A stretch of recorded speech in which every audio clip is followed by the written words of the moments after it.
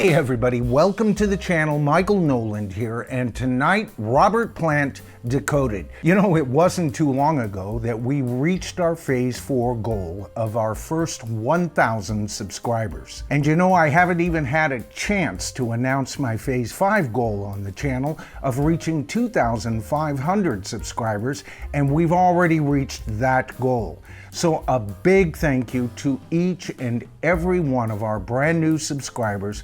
Welcome to the tribe. You know, just one of the reasons why we have been so successful so quickly here is because of our tribal members. They have been so good at absolutely making sure that these videos get shared. So if you enjoyed tonight's video, of course, give us a thumbs up. That helps the YouTube algorithm better recognize the channel, and of course, that's good for channel growth. If you haven't had a chance to subscribe yet, it is so easy. All you have to do, here it comes folks, is hit that subscribe to the tribe button, hit that top bell notification, and you'll be notified of all of my future videos. Okay, so enough of all this channel nonsense. Let's get on with the video. We're going to take a look at Led Zeppelin through each single member.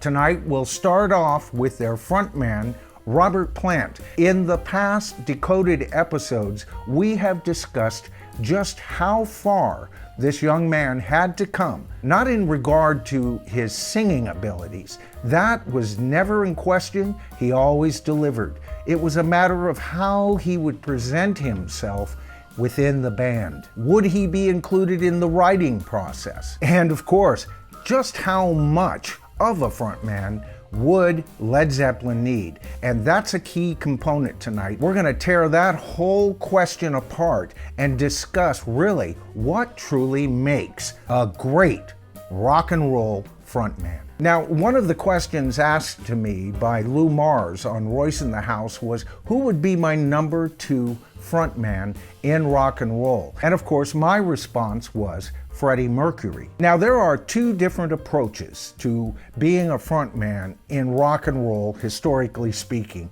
You've got your more flamboyant frontman, the man who throws gestures to the back of the audience, whether the back of the audience is 1.5 miles away or not. This approach requires a grandiose type of personality, and Freddie Mercury owns that. Now, there's another approach that has worked extremely well in rock and roll, and that approach requires a bit of a lighter hand. And of course, in my opinion, Led Zeppelin is such a band, and they needed the perfect frontman in order for them to truly shine the way that they historically did. Now, when I think of these 2 different approaches, I can't help but be reminded of some of the great comedy teams back in the golden age of Hollywood. You had the Marx Brothers, and you had Abbott and Costello, right? Now, this was one comedic style of approach. Always the frontman, Groucho, or in the case of Abbott and Costello, Abbott, always one step ahead of the comedy half or the comedy portion of those acts, right? And although in the case of Groucho, you can barely call him a straight man, he did play that, relatively speaking, with the Marx Brothers. And of course, Abbott with Abbott and Costello did so as well. Now, both of these so-called straight men had an acerbic wit and were always 1.5 steps ahead of whoever was in the room. These were the more flamboyant straight men of Hollywood. Then you had Martin and Lewis. Not that Lewis represented a milder comedy. No, not at all. It was the approach of Dean Martin that was a bit different here. Dean allowed Jerry to eat up the scenery. And I can't help but notice he always did it with a song. Now, this didn't make Dean Martin's straight man approach less successful. As a matter of fact, Martin and Lewis were the most successful comedy duo during their tenure in Hollywood. Just a different approach, right? Well, the same thing can be said regarding approaching being a frontman in a rock band. Now, we've discussed Freddie Mercury, and he did that extremely well. As a matter of fact, his performance at Live Aid is one of the greatest greatest performances in the history of rock and roll. But did you notice what happened at Live Aid? Brian May could have just as well have been restringing a broken string. Roger could have been picking his teeth with his drumsticks. You see, at that point,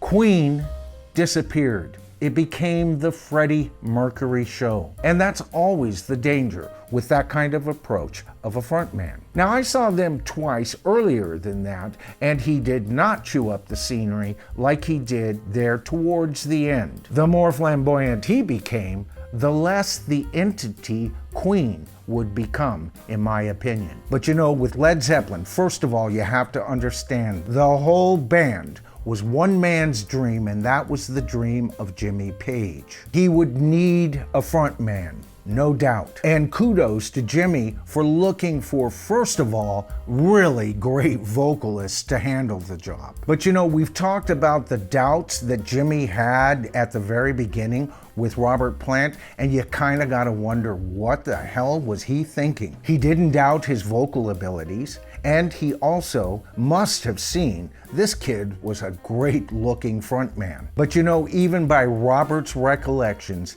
he wasn't giving much to the audience, and Jimmy was a pro. He didn't start Led Zeppelin as a beginner, hoping for a lucky break. He had already been a successful and well-known, worldwide by the way, studio musician. And he knew in his head what he wanted for this band would require a very powerful presence from his lead singer, but also the ability to back away and let this monster of a band breathe. But it wasn't just that. You know, going into that first album, Jimmy knew the band was lacking in regards to someone who could take on the majority of writing lyrics in the future. And Page also had doubts as to whether Robert Plant was going to be the man for the job. He had always hoped he could do that, but he didn't know him well enough yet. And of course, Robert clawing, tearing, ripping to get past this cloak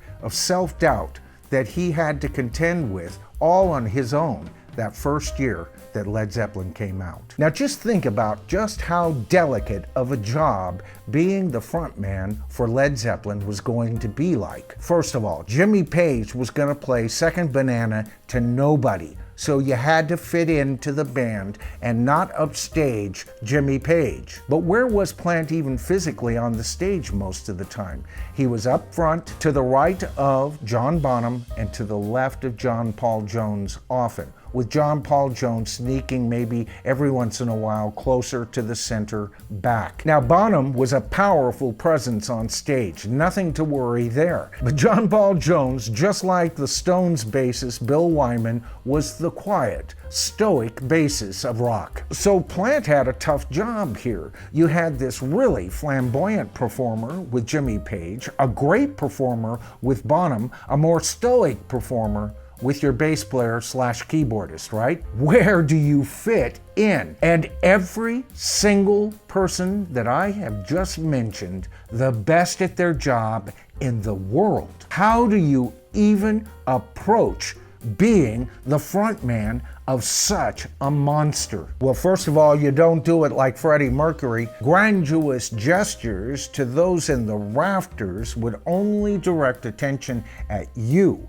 And this was a living, breathing organism of a band, and people came to see Led Zeppelin. You see, with Led Zeppelin, they weren't just jukeboxing their albums around the world. They were changing. One performance of one song would be completely different the next night. They were an evolving, a living, breathing, on the road rock band, and they were the biggest rock band on planet Earth. You know, there was a book that Robert got a hold of not too long after that first year called Early English, Anglo-Saxon Poetry and Verse.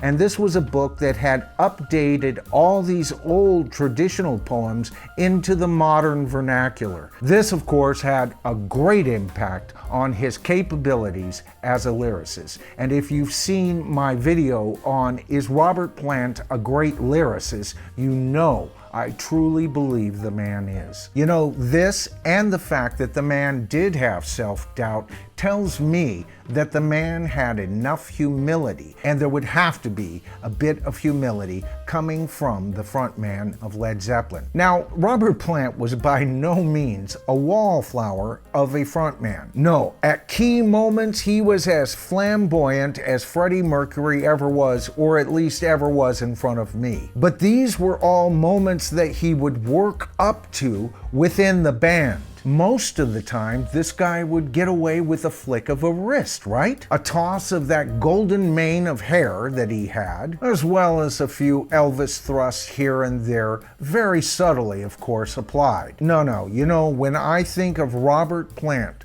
controlling a stadium of raving fans, representing this monster of a band, you know who I'm reminded of? I'm reminded of the crooner Tony Bennett. You know, everybody who has seen Tony Bennett, they always say their eyes are just riveted to him. Now, this man has got one of the suavest but relaxed presence of any crooner that I've ever seen. Yet he commands a room, doesn't he? And yet, compared to Freddie Mercury, there are times when Robert Plant's approach is almost that of a crooner, rather than a rock god. Even the man's choice of clothing on stage was always a bit demure, leaving Jimmy Page usually with the showcase outfit for the evening. Yet, at the same time, Robert did not ever dress down so much that he looked second banana to Jimmy. And this is my whole point about Robert Plant. It's not that he was the greatest lead singer in the greatest rock band on planet Earth for a decade. And it's not because he is one of rock and roll's greatest lyricists. Those are all part of the story, but that would have only got Led Zeppelin to about their second album. You see, it was his whole stage approach that was as honest as his own personal life that blended so well with this band. This band may have been an artificial creature, but it was so organically put together by four people who cared for each other, who loved one another to a degree, and worked so well together. Jimmy, for the most part, was always in control, but there was no superstar in this band. This band was a group of four superstars. All right, so that's the video for tonight. I want to thank you all for watching. If you enjoyed tonight's video, remember to give us a thumbs up for the YouTube algorithm, of course. And the names you're seeing in front of me are the brand new subscribers that I mentioned at the beginning of tonight's video. And of course, I'm almost done with my very next video, and I'm hoping to get that out in the next couple of days. And of course, that's going to be my next Led Zeppelin Decoded video. And by the way, it's been a while since I've given this channel a shout out, but Beatle Dave,